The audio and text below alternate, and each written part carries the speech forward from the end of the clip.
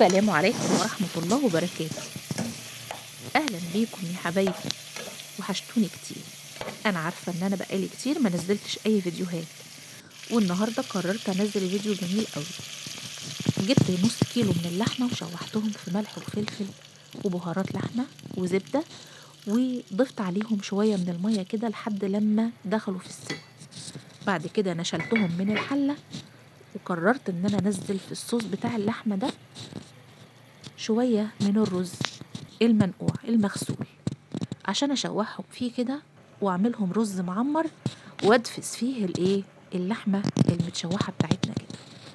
وجبت طاجن حطيت فيه زبده، ونزلت في الطاجن بنص الكميه بتاعه الرز بتاعتنا، ورصيت اللحمه زي ما انتوا شايفين كده. وبعد كده نزلت بالنص التاني من الرز، ونزلت بنص كيلو لبن، والنص التاني حطيت عليه كوباية كبيرة من الزبادي وحطيتها على وش الطاجن، ودخلته الفرن. ولقيته بقى بسم الله ما شاء الله زي ما انتوا شايفين كده بعد ما استوى، تحفة. اللهم صل وسلم وبارك على سيدنا محمد وعلى آله وصحبه أجمعين.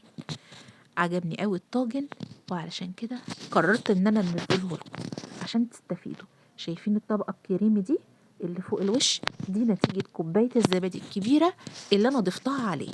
بسم الله ما شاء الله، اللحمة تحفة قوي قوي قوي في قلب الرز، والطعم جنان وخطير كمان.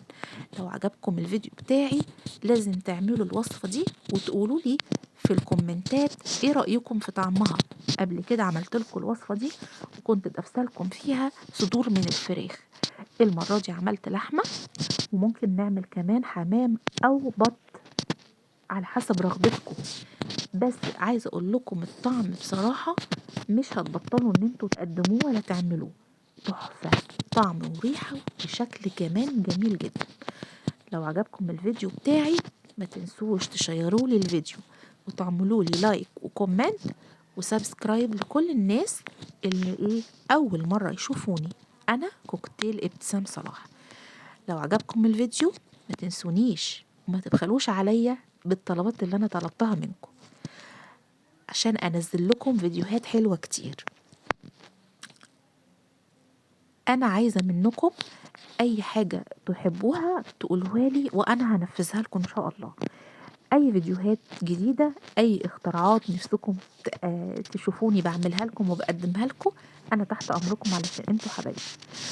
آه، قبل ما اسيبكم هتوحشوني كتير، والسلام عليكم ورحمة الله وبركاته. باي.